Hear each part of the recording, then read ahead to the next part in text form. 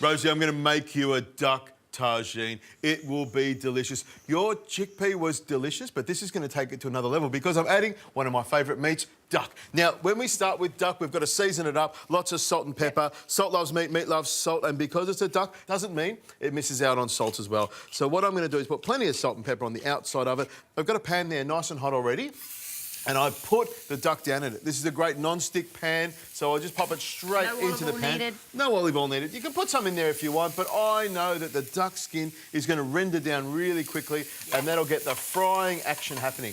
Now, I'm going to put some salt on the duck there as well, on the meat side of it. And what we're going to do is render it down, get it nicely seared on the skin side, turn it over, seal it off, and then we'll be able to put it into our tagine.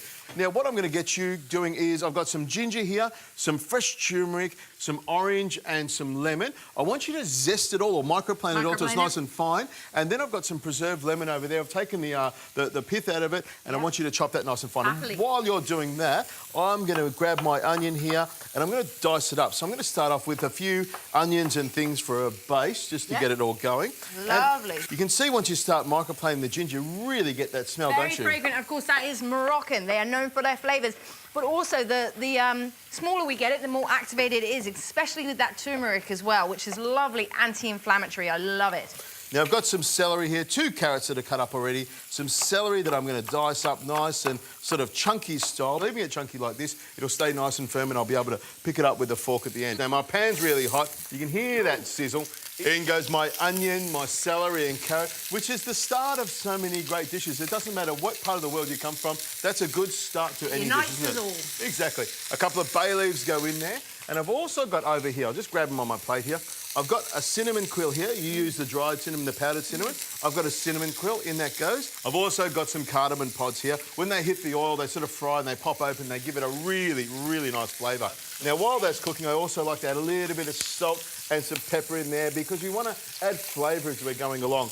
Now, with my dry spices, I like to sweat them off. So, as I said before, I've got the ginger here, about a tablespoon of dried ginger that's been ground. That goes straight in.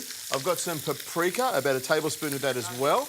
And I've also got some cumin here that's been toasted and ground, and that gives it a lovely flavour. One of my faves. Look at you, just grating away. Don't worry about me. There we go. Now, what I do...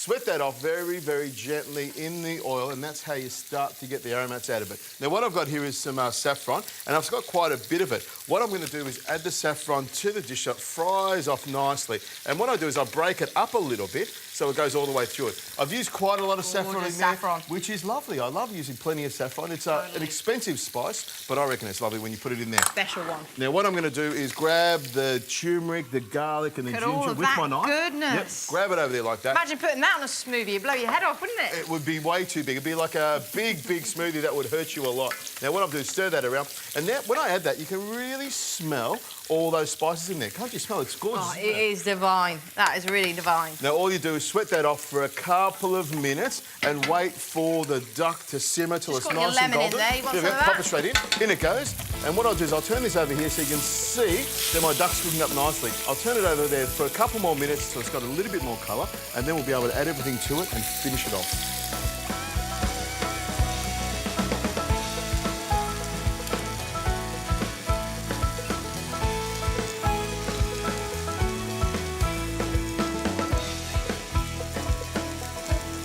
Now, Rosie, you can see that's sweated down beautifully. I'm going to add some chopped parsley, some chopped coriander and some preserved lemon. And what I've done is chop it up. Have a little taste of that. I've just taken the centre part out of it, or where the lemon is, and I've just... Ooh. Beautiful, isn't it? Oh, it's got a big, strong flavour, that's for sure. Now, I'm also going to add some stock, chicken stock, duck stock, lamb stock, whatever stock you want, and I'll add a nice amount of stock to that. Now, this is going to cook for about an hour and a half to 2 hours, so I want to make sure it's got enough liquid in there, because it will evaporate just a little bit. I'll also add some tomato passata, about 600-700 mils of passata go in there. Richen it up a bit. Ah, it looks good. It's looking great already. You can see that turmeric's really coloured it up. Now I'm just going to add some lemon juice, some orange juice. You can squeeze that in for me. All right, some lemon juice straight in there. I like the zing of fresh lemon juice in the tagine. What I'm going to do is pop the duck in and around the pot here so it cooks nice and evenly. And this will simmer away for about 2 hours, as I said before, so it all comes together. Now, pass me those olives and the chickpeas, and the duck fat is not going to go to waste. I'm going to pour that straight over the top.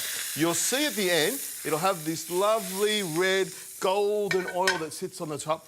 That'll be the beautiful duck flavour. Now, I've got some olives here. I've made sure they're all pitted. Some black Kalamata olives and also some chickpeas. About 1.5 cups of cooked chickpeas. And you can see I've got the liquid from the chickpeas as well. I'll just throw that in there. Now, all you need to do is just give that a bit of a stir around like that. Let it come up to a simmer. Put the lid on and let it cook for about 1.5 hours. Then all you need to do is test the duck when it's nice and tender, it's ready to go. Just turn it off and let it sit for a little bit. Cook some couscous and then you'll be able to add a beautiful duck tagine.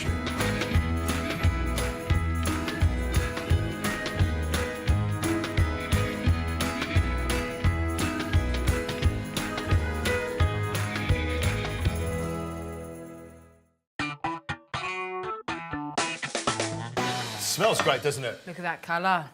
It's Wow. reduced down beautifully and it looks great. And I know, because the duck's nice and tender, that it's ready to go. Now, what I'm going to do is grab this little plate here. I'm going to pop a duck straight up here so you can see that leg there, lots of meat on the duck. There we go, a little bit of chickpeas, some of the carrots. I'll pop that on top there like that. Always have a tea towel handy to make sure that you can clean it down and make sure it's nice and tasty. There we go. Clean down that splash there like that. Cooking isn't always pretty.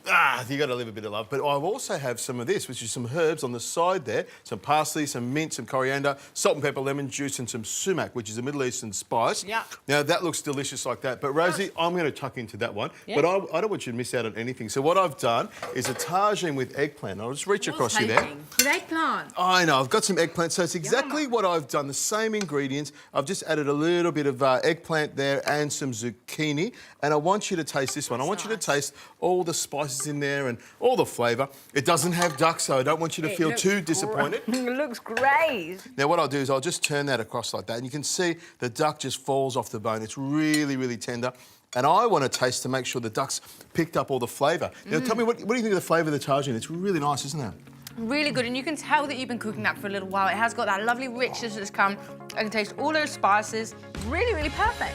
I love using duck with this sort of thing. I think it picks up the flavour really well. It braises nice and gently. The meat holds together, but it's still nice and tender. It's the perfect meat for a tagine. Really warmed me up, this has.